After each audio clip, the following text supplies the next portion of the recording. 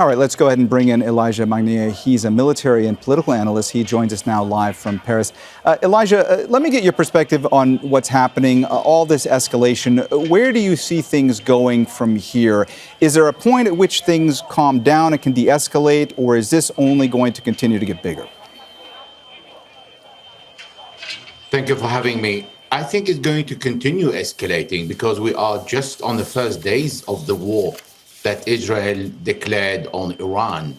And also the Israeli officials, prime minister, the army, all warned the Israeli society that this war is going to be heavy and the price is going to be extremely high.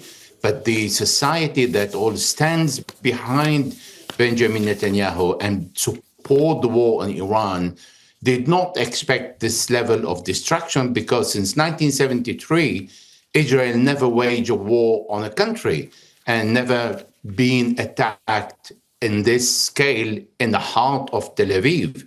So now they are realizing what the Palestinians have been suffering, what the Lebanese have been suffering, and they see the destruction in front of them, building in Tel Aviv, in Haifa, destroyed, fire everywhere, the properties no longer exist, the number of 8 people killed, 250 wounded in one day, that unheard of since a very long time in Israel. So all that is not something that the society was ready for.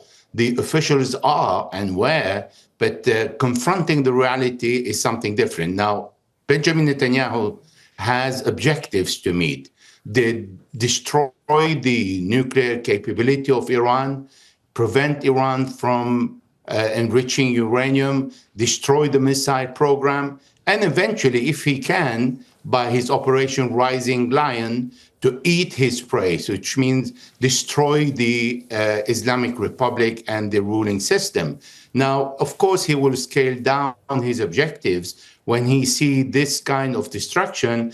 And we have seen Iran waking up from the first shock and surprise of day one when Israel surprised the Iranians and killed many officers. But now we see everything back in control, and we see a very controlled bombing on different hours during the day, different waves, different kind of missiles, and the overwhelming of the limit of the Iron Dome, David Slang, and all the layer of interception missile that Israel is using, extremely costly, but not infinite.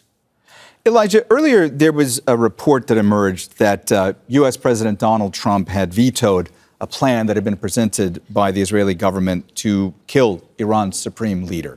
I want to get your perspective on this because Trump had also said that it's possible that the U.S. could get involved in the war. These seem to be contradictory messages. A lot of speculation about what the U.S. would or would not do going forward. What do you think as far as what role the U.S. may play going forward in this conflict? What we hear from President Trump at the beginning is he was part of the ruse with Benjamin Netanyahu against Iran when he spoke on the day before the attack in the morning and in the afternoon that the meeting in Oman, Muscat, will be excellent, and he's very positive. And then he goes to bed and Iran is bombed. And in the morning, he gives a warning to the Iranians that they have to accept his terms before everything is going to be destroyed. So he had a full plan of the operation. Therefore, the Iranians are not going to believe him. Secondly, the Israelis will kill Sayyid Ali Khamenei if they can, because it makes huge difference to have the leader of the revolution, that is the head of the army, the head of the armed forces, the one who decides war and peace, and the one that direct the country what to do next and how far they can go in this war and when to negotiate. Therefore, creating the chaos in Iran is the favorite plan for Benjamin Netanyahu, in particular when he is seeing now how the society in Israel is not really going to bear this kind of bombardment every day. Therefore, what President Trump is saying is really not taken as a very credible source for the Iranians because of his contradictory message and because Iran believes that this war has been planned for a very long time. This is what Netanyahu confirmed. He has been looking for this war for the last 15 years, but he really thought about it only in November 2024 when he killed Said Nasrallah, Hezbollah leader, and then he waited for Trump, and then Trump gave the ultimatum of 60 days.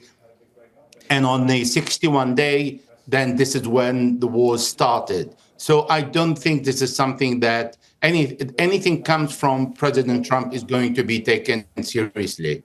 Elijah, let me also ask you about the view from Iran. We have seen statements from various officials in Iran essentially saying that they're in no mood to negotiate any kind of a ceasefire unless Israel stops its attacks on Iran. We've also seen indications that perhaps Iran would be willing to enter back into nuclear talks with the U.S. if this conflict had stopped. What do you think? What does Iran want to do going forward? Do they want to get into a situation where there can be a ceasefire? What would it take to get there? Iran can stop the war now, but it is not the decision of Iran. It's the decision of Israel who started the war, and it is always a decision of Israel to stop the war. It is not something that the Israelis are going to announce publicly, but they need a third party to do that on their behalf. I remember the war in 2006. The Israelis begged Qatar to go and intervene to stop the war at the United Nations, and this is where the plan starts. Now, I think Iran will stop anytime the war because they don't want this to continue. However, they will never give up on their missile program. It shows the importance of this program in this war. Without the missile program, Iran will be a shark without teeth.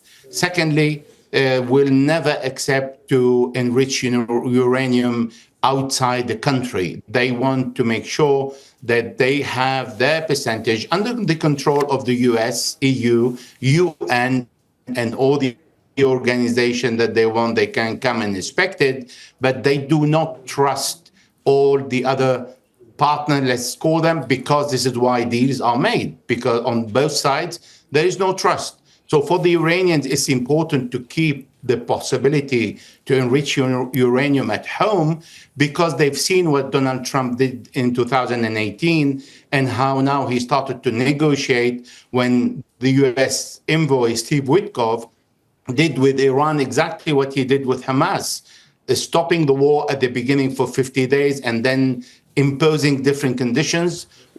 In Gaza with Iran, he said, we start talking, everything is positive, and suddenly he introduced that the non-enrichment at home. So these 2 points Iran will not give up on. And also the third point, that they cannot receive a letter from the Americans saying, you do not enrich at home, and not mentioning the fact that the sanctions are going to be lifted or not, and a very specific schedule for lifting the sanction. Otherwise, there is no meaning for the talk. But as far as is concerned, the war, Iran is ready to stop any minute when Israel stops.